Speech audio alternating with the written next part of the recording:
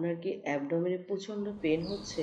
পেট চেপে ধরে বসতে হয়? কোনো রকমের স্বস্তি পান না? কিংবা পিরিয়ডের আগে আপনার প্রচন্ড ব্যথা হয়? তো আজকে আমরা জেনে নেব যে কেন এই সমস্যাগুলো আসে এবং এর সমাধান কি আছে। ঠিক আছে? হতে পারে এটা ইউরেনিয়ান সিস্ট হতে পারে বা ওভারিতে সিস্ট যেটা সেটা হতে পারে।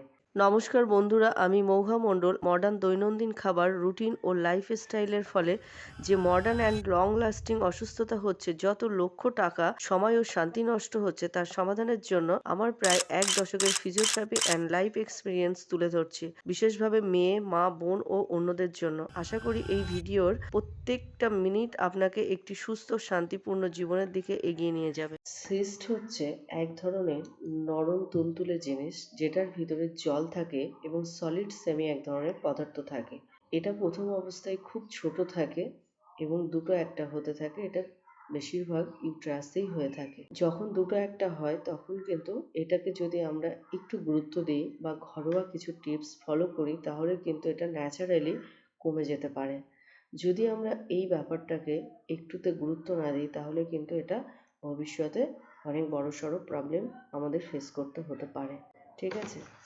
যদি ১০টা মিনিট সময় আপনি নিজের জন্য দিতে পারেন তাহলে কিন্তু ন্যাচারালভাবে আপনি এই সিস্টের হাত থেকে বাঁচতে পারবেন বা নিজেকে রক্ষা করতে পারবেন। ওকে? এমন কিছু টিপস আজকে আমি শেয়ার করব যে সেই টিপসগুলো ফলো করলে আমাদের ডাক্তারের কাছে পর্যন্ত যেতে হবে না, আমরা ঘরোয়াভাবেই কিন্তু সুস্থ থাকতে পারবো। তো চলুন দেখে নিই। অ্যাট ফার্স্ট আমরা জানবো এই সিস্ট কেন হয়। অ্যাট ফার্স্ট হরমোনাল ইমব্যালেন্সমেন্টের কারণেও হয়ে থাকে। যদি কারোর অতিরিক্ত স্ট্রেস হয় সেক্ষেত্রেও কিন্তু সিস্ট হওয়ার সম্ভাবনা থাকে। তারপরে পিসিওএস অর্থাৎ হরমোনাল ডিসঅর্ডারের ক্ষেত্রেও কিন্তু এই সিস্ট হওয়ার একটা সম্ভাবনা থেকেই যায়। আবার যদি কারোর অতিরিক্ত ওজন বেড়ে যায় সেক্ষেত্রেও কিন্তু সিস্ট হওয়ার একটা সম্ভাবনা থাকে। আবার দেখা যাচ্ছে কারোর হয়তো অনিয়মিত পিরিয়ড হচ্ছে, কোনো মাসে হচ্ছে আবার কোনো মাসে হচ্ছে না, আবার কারোর হয়তো অতিরিক্ত পরিমাণে পিরিয়ড হচ্ছে সেক্ষেত্রেও কিন্তু সিস্ট হওয়ার একটা সম্ভাবনা থাকে। তারপরে যদি আমরা খাবার দাবার মানে অনিয়ম করে খাই সেক্ষেত্রেও হয়। অনেকে হয়তো তেল মশলা জাতীয় খাবার বেশি খান, সেক্ষেত্রেও কিন্তু সিস্ট হওয়ার সম্ভাবনা থাকে। আর সবথেকে মারাত্মক জিনিস যেটার অভাবে আমাদের মানে সিস্ট হওয়ার সম্ভাবনা বেশি ভূমিকা পালন করে থাকে সেটা হচ্ছে আমাদের ব্যায়ামের অভাব। ওকে? এই সিস্ট হলে এর লক্ষণগুলো কি হতে পারে সেটা নিয়ে এবার আলোচনা করব। সিস্ট হলে আপনার অ্যাবডোমেনে প্রচণ্ড পরিমাণে ব্যথা হতে পারে, অ্যাবডোমেনটা ভার ভার হতে পারে, একটা চাপ চাপ ভাব আপনি ফিল করতে পারেন, আপনার ওজন বেড়ে যাবে, আপনার হরমোনাল ইমব্যালেন্সমেন্ট হতে পারে, পিরিয়ডের সমস্যা হতে পারে বা গ্যাস, পেটটা সবসময় ফুলে থাকার একটা ব্যাপার আপনি ফিল করতে পারবেন। ওকে? তো এই রকম ধরনের সমস্যাগুলো কিন্তু আপনি ফিল করবেন যখন আপনার ইউটেরাসে সিস্ট আসবে। এবার আসবো এর সমাধান কি আছে। খুব সিম্পল, ভয়ের কিচ্ছু নেই।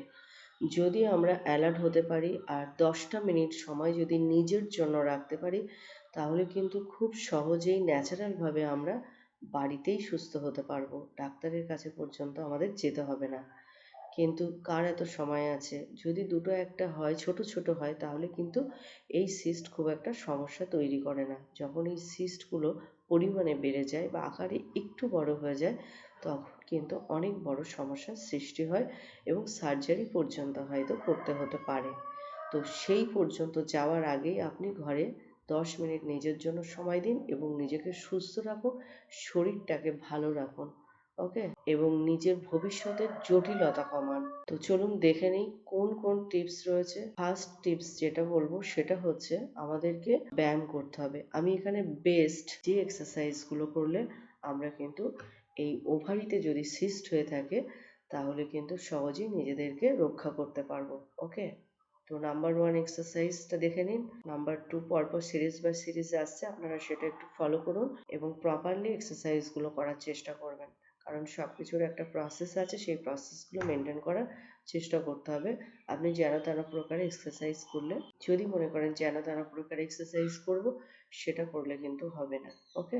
এখানে আমি যতগুলো এক্সারসাইজের কথা বলবো সব এক্সারসাইজগুলো কিন্তু আমাদের অ্যাবডোমেন মাসেলগুলোকে স্ট্রং করবে, পেলভিক মাসেলগুলোকেও স্ট্রং করবে এবং আমাদের ডিম্বাশয়ের বা হচ্ছে জরায়ুর যে উন্নত কাজকর্মগুলো সেগুলো কিন্তু বজায় রাখতে সাহায্য করবে। ঠিক আছে, প্রথমে এক্সারসাইজটা হচ্ছে বাটারফ্লাই পোজ। এই এক্সারসাইজটা করলেও কিন্তু আমাদের পেলভিক অঞ্চলের যে মানে ব্লাড সার্কুলেশনের যদি প্রবলেম হয় সেটাও কিন্তু কমে যাবে এবং আমাদের ডিম্বাশয়ের কাজকর্মগুলো আরও উন্নত করতে সাহায্য করবে এবং সঙ্গে যদি কারোর অ্যাবডোমেনে পেন হয় সেটাও আস্তে আস্তে কিওর হতে থাকবে।